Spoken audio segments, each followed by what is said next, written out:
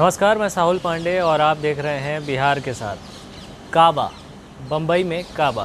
कुछ दिनों से ये गाना सबकी जुबां पर छाया हुआ है। ये गाना हाल ही में जो है रिलीज़ हुआ है और इसे गाया है मनोज बाजपेयी ने और साथ में इसमें एक्ट भी किया है उन्होंने। और इस गाने को निर्देशित किया है मनोज सिन्हा ने। दोनों ने मिलकर 26 साल बाद ये काम किया है, साथ आए हैं दोनों और ये गाना बनाया है उन्होंने। और ये अपने आप में एक तरीके का जो है एक्सपेरिमेंट कहा जा रहा है। भोजपुरी में ये गाना है, भोजपुरी रैप है ये, और लोगों को काफ़ी पसंद आ रहा है। 4 मिलियन से ज़्यादा व्यू चले गए हैं इसके और लोग लगातार इस गाने को शेयर कर रहे हैं लोगों से और इस पर अपना रिस्पॉन्स दे रहे हैं। अब तो ये गाने की बात हो गई, लेकिन पॉलिटिकल एंगल क्या चल रहा है?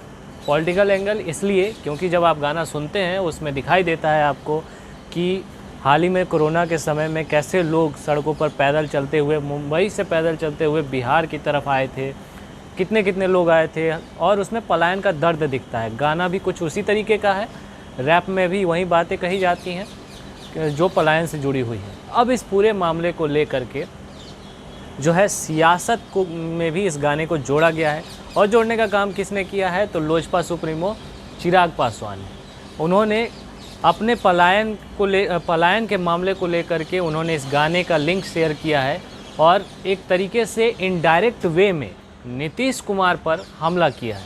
आपको पता ही होगा कि एनडीए में सब कुछ ठीक तो नहीं ही चल रहा है, भले ही सामने दिखाया जा रहा है कि सब कुछ ठीक है, सब कुछ बढ़िया है, लेकिन ऐसा कुछ लग नहीं रहा क्योंकि चिराग पासवान लगातार नीतीश कुमार पर किसी न किसी बहाने हमला कर देते हैं और उनको घेरने की कोशिश में रहते हैं। हाल ही में उन्होंने एक इंटरव्यू दिया, उस इंटरव्यू में भी उन्होंने नीतीश कुमार को घेरने की कोशिश की। पहले बात कर लेते हैं उन्होंने क्या ट्वीट किया है, तो ट्वीट पढ़ के मैं आपको बता देता हूँ।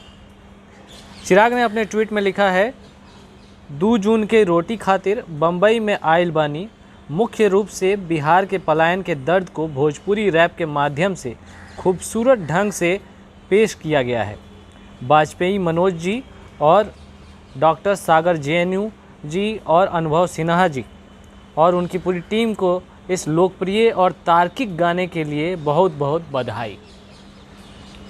चिराग ने बधाई तो दी है भले ही मनोज बाजपेयी को या फिर अनुभव सिन्हा को और उनकी टीम को, लेकिन उनका इशारा कहीं ना कहीं अगर वो पलायन का मुद्दा उठा रहे हैं, पलायन के मुद्दे पर वो जब ये गाने को लेकर आ रहे हैं और कह रहे हैं कि एकदम तार्किक ढंग से रखने की कोशिश की गई है, तो कहीं ना कहीं उनका इशारा सीधे तौर पे नीतीश कुमार की तरफ है।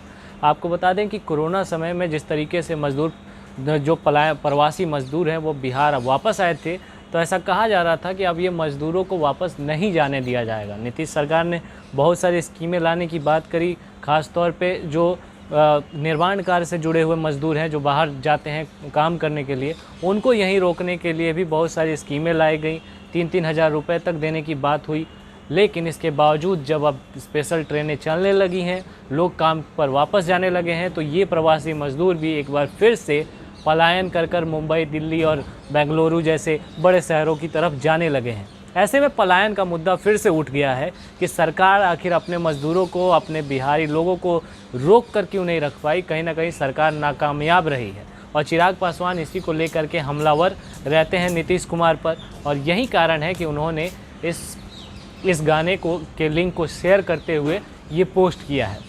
अब बात एनडीए की कर लेते हैं।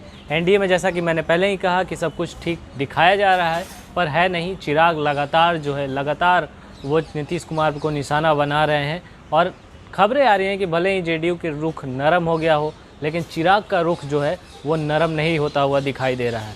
उन्होंने हाल ही में प्रधानमंत्री नरेंद्र मोदी को भी एक पत्र लिखा है। अब उस पत्र में क्या लिखा है इसके बारे में कुछ कहा नहीं जा रहा है, कोई खबर सामने नहीं आ रही, लेकिन कयास ऐसे लग रहे हैं कि उस खबर में नीतीश कुमार के खिलाफ ही बातें लिखी गई हैं।